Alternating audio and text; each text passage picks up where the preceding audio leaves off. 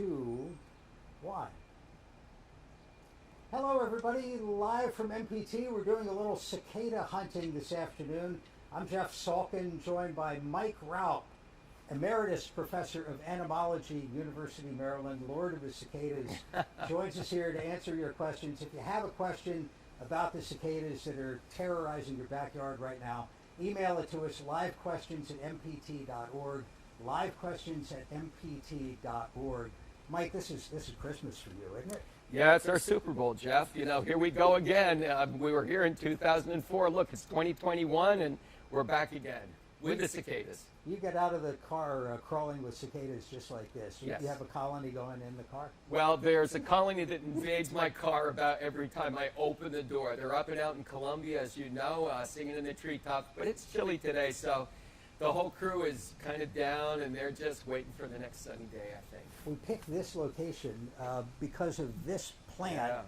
I don't know what it is. It's got really big leaves, and it's a magnet for there's a bunch of cicada shells here. Yeah, well, you know, I think 17 years ago, this beautiful maple tree, those little cicada guys decided a grain of rice, went down, they got underground maybe a foot or two, started sucking plant sap for 17 years of COVID-like existence, social distanced under there, Jeff. They don't hang out together, but now they're up and out. These are their shed skins, the exoskeletons, and of course... And I'm actually happy to touch one of those. There you go. Because I believe it's empty. It is empty, but don't eat it. It's a little too crunchy, and you know, sometimes those little claws get stuck in your teeth, so avoid eating that thing. Fiber. There, it does have fiber.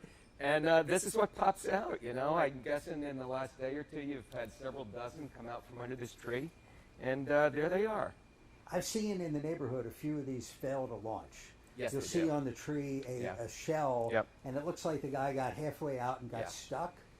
Yeah, mortality's been fierce this year. You know, things were on pretty good schedule, but then we hit that cold snap in May. And again, these are cold-blooded animals. They depend on warm temperatures to survive. So when it gets a little chilly like that, they just kind of get wound down, they get locked in, and a lot of them simply fail to launch, as you said. So mortality's been pretty high, but now with temperatures in the 80s, almost 90 last week, they were rocking out. I think we get past the next couple days, and they're going to be happy again. Their whole game is numbers. It's a and numbers that's game. the reason that they all wait for year 17. Yes. Well, it's one of the most bizarre strategies of any creature on the planet. It's called predator satiation. Emerge in such massive numbers simultaneously that you fill the belly of every predator that wants to eat you, and there's still enough left over to perpetuate the three species. Boom. I mean, who does this? Cicadas. Do you think of them as having one of the longer lifespans in the insect kingdom? Because I mean, these guys, their life began 17 years ago. Yeah. Or is it one of the shortest? Because when they come to the surface and spread their wings, the clock's ticking, right? They've got Absolutely. a couple of weeks. A couple of weeks is it. Yeah. They are the longest lived insect in the juvenile stage at that 17 or 13 years underground. The record for longevity is actually held by termite queens, which can live more than 50 years. But you're absolutely right. Each individual only lives 2 to 4 weeks above the ground. But because they emerge over several weeks, we'll basically have cicadas with us for about 2 months. I know I'm asking you the same questions I asked you 17 years ago, but Yeah. how do they know, you know, say this guy's name is Fred. Well, that's Willie, actually. Okay. But it could be Fred. I apologize. I'm not good with names and faces, but they're underground thinking, was this 16 or 17? Yeah. How It's often do fascinating. we have any idea? Yeah, we've got a couple hypotheses. One is that, remember, they're feeding on the tree roots, and there's an annual flux in tree xylem, the fluid that goes up to power photosynthesis. So we think they may simply be counting the fluxes, seasonal fluxes, 1, 2, 3, 14, 15, 16, 17. Another possibility, of course, is they have a little molecular clock in their tiny brains that just is counting off the 17 years, much the same way. I don't have to set my alarm for 5:30. I simply wake up every morning at 5:30. It's a circadian rhythm. No reason to believe that they don't have a similar system to keep track of time. This is, and your shirt says, this is Brood X. It is Brood X. There are other broods Yeah. who do things a little differently. Yeah, there are actually 15 broods of periodical cicadas. We have 12 broods of the 17-year cicadas. We have 3 broods of the 13-year cicadas. And almost every year, though, Jeff, in some part of the country, there is a brood of cicadas emerging somewhere. So we don't really have to wait. I'm kind of a cicada groupie. They are my spirit animal. And I'll be off next year to find out where the next brood is and hang out with the big boy bin in the treetops. Cicada groupie. We will make a note of that. From a research perspective, Yeah. Is there anything you're focused on? Your colleagues are Well, focused on? sure. We're very interested right now. We've been using a citizen science app called Cicada Safari to basically track the locations. We know that two broods of cicadas, number 11 up in Connecticut and number 21 in Florida, have gone extinct in recorded history. We're very concerned with the Long Island brood 10, whether they're going to make it or not this year. So we're using that to track their distributions. I'm very interested in the timing of cicada appearances because that's always the first question I get asked. And I actually used data from Cicada Safari last year to predict the brood this year, and it's spot on. It's exactly what my projection suggested. The last 2 weeks of May, first week of June, they're going to be rocking the Cicada Palooza. What happens if one of the males here, one of the females, they get together, lay the eggs in the branches, Right. they drop to the ground, Yep. latch onto this tree, and this tree doesn't look like it's going to make it 17 years? Yeah.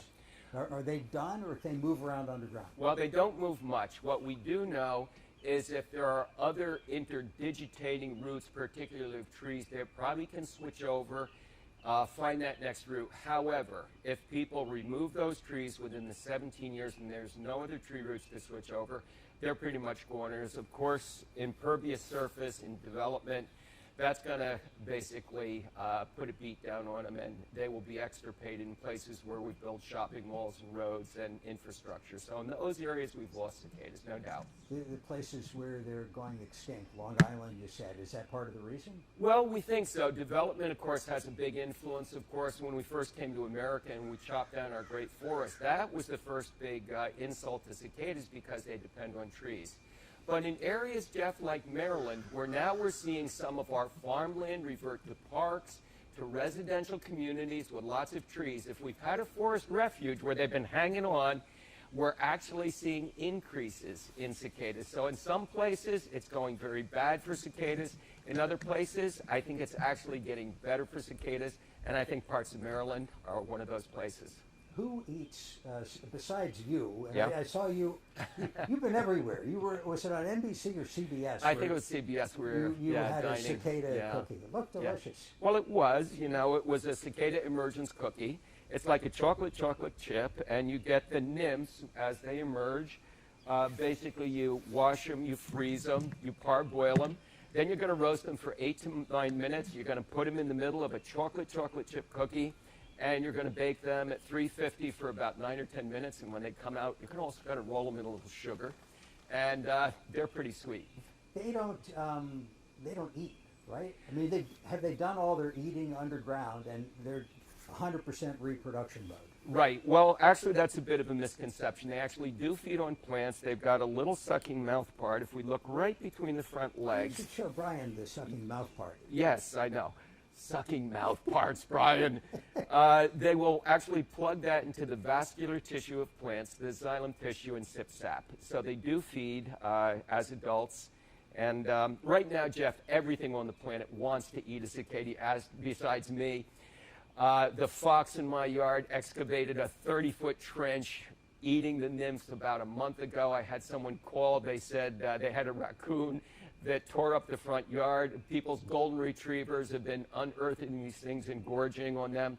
Let them eat a few, but everything in moderation. Don't let the rover eat bucket loads of these things, or you could have a little bit of a surprise on either end in terms of digestive discomfort. So everything in moderation here. I heard a story on the news that about rats.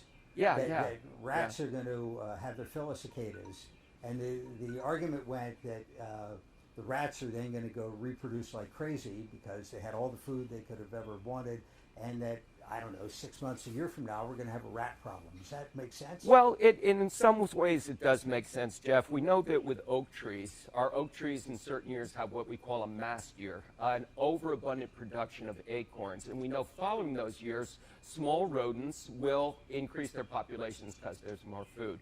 We know that birds in the year of cicada will lay more eggs, the fledglings will be heavier, healthier, survive better. There's no reason to expect that other small mammals won't benefit by this bounty of cicadas that's going to appear this year. Now, whether or not we've got rats on Pratt Street that are going to have access to cicadas, I think that's a debatable point. Not sure about that one. But I guess if there are some happy country rats that have access to these cicadas, they might have more babies. So it certainly is a possibility. We know other creatures in the wildlife will boost their population numbers by virtue of this bounty. People watching this may be a little concerned about their trees, particularly if Sure. they planted some young trees. Yes. I've seen some homeowners covering young bushes, shrubs, trees with some sort of netting. Yeah. And what I recall from 17 years ago is that a month from now, 2 months from now, you're seeing a lot of little branches breaking off. Yeah. Well, what the female cicada will do is after she mates, she'll go to the tips of small branches about the size of my pinky or a pencil. She uses an appendage called an ovipositor, cut slits in there. She will then lay 20 to 30 eggs in each of these eggs nests. She can lay from 400 to 600 eggs. Now, we know from scientific studies that mature trees are simply going to shrug this off. There'll be no long-lasting effect or damage to mature trees. However, young saplings, because they have an abundance of these very small branches, rapidly expanding tender branches, that if cicadas are abundant, some of this will cause those branches to actually flag and break off. So what we've recommended people to do, and at our Cicada Crew website, we've created a video to show how to net a small tree with cicada netting. The trick here is the mesh size must be 1 centimeter or smaller. If you go 2 centimeters, 5 centimeters, they're actually going to get through and lay their eggs. What we don't want people to do is to spray insecticides. We've also demonstrated conclusively that this is not going to stop that damage. You might spray on one day and kill what's there, but 3 days later, 50 more. 3 days later, 50 more. That experiment's been done. It does not work. And in addition to this, Jeff, of course, those pesticides in your environment are going to be harmful to your pollinators, your beneficial insects, and other creatures. So if you want to protect trees, netting is the way to go. Just walking through our parking lot, I mean, it seemed like thousands. Yeah. So there must be millions, billions. Trillions. Is it? Well, I think so. You know, in my neighborhood, in my backyard, I've got about 30 holes per square foot. That's going to translate into about 1.3 million cicadas per acre. If you consider that these are in 15 states in the District of Columbia, ranging from Georgia to Long Island to Illinois, Ohio, and Indiana, people are saying billions. I'm going with trillions. There's going to be a lot of cicadas out there. For people, you mentioned don't let the dogs play with them, or at least not eat too many. But Yeah. for people whose kids want to play with them, have them crawling Yeah. around, they're not. There's nothing I know of they can do to hurt you. No, these are harmless creatures. You know, they don't bite, they don't sting, they don't fly away with small dogs and children like the monkeys in The Wizard of Oz. So certainly, by all means, I had my granddaughters festooned with cicadas the other day. You know, at first they were maybe a little bit skittish, but after they saw how cute these things are, they were down with it, and it was lots of fun. So this is a spectacular opportunity for kids of all ages to go out and learn about one of the true wonders of nature that happens nowhere else on the planet except right here in the eastern half of the United States, and it's happening in millions of backyards right now. It's very cool. You don't have to drive anywhere. In fact, this past weekend, not today because it was cool, the noise was picking up. Oh, yeah. And a couple of things I wanted to ask you about that. Sure. I heard somewhere that in response to a loud plane going over, they ramp it up. They do. Part of the cicada game, of course, it's the males that make the noise, and it's all about romance up in the treetops. Basically, the way we believe it works is the louder they sing, the better chance they have of attracting the females to that courtship site. Remember, there are 3 species, so that each species will have its own distinct chorus. Wait, there's 3 species out and out. Absolutely, and the songs are very different. If you listen carefully, you'll hear very different choruses. That gets everybody in the same place at the same time for a little bit of romance. And what we believe is the males that can sing the loudest are probably the ones putting on the best performance and the ones that will be chosen by the babes. So by singing loud, you're going to win the affection of a potential mate. And when they hear an airplane go by, they say, oh man, there's a really big cicada here. We're going to amp it up. So yes, airplanes, 2-cycle engines, lawnmowers, weed whackers will cause that chorus to actually elevate in sound. What's the deal with the weird fungus? Oh, and I saw one of these on a tree in a neighborhood where it was missing its backside. Yeah. And is that, I hope it's not new and a new threat to the cicadas. No. This has been around for a long time. It's the one enemy that lays in wait. The spores of Massospora cicadini lay on the ground for 17 years, just waiting for these little nymphs to emerge from the soil. Once they emerge, they infect the body. They then multiply within the cicada and turn its abdomen into a fungus garden. That's that wait thing.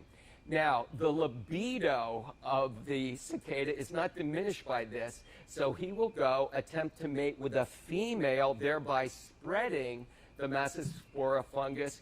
Now it becomes an STD. But here's the most bizarre part of this story, Jeff. When the male cicada sings, if the female likes this performance, she will flutter her wings and make a clicking noise like this. The Massospora fungus zombieizes a male cicada and causes him to click his wings like a female.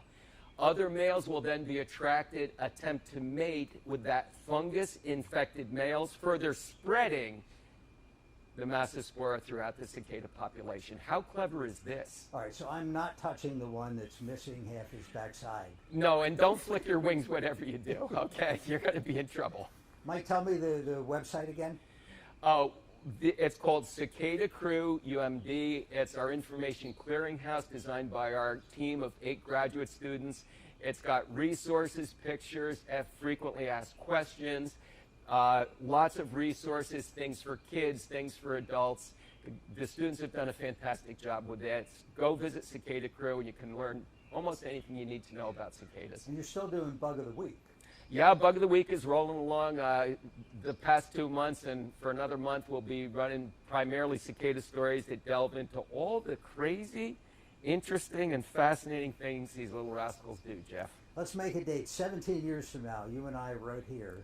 38. They're coming. Let's do it. Can't wait. Mike Raup, University of Maryland, Emeritus Professor of Entomology. Always a delight. Thank you, sir. My I don't know if pleasure we're to be shaking here. hands these days. But Boom. there you go. Yeah, Thank you, thanks. sir. Thank you. Very good. All right. Wait for a second for YouTube to be turned off or however we do it. Fantastic. Yeah.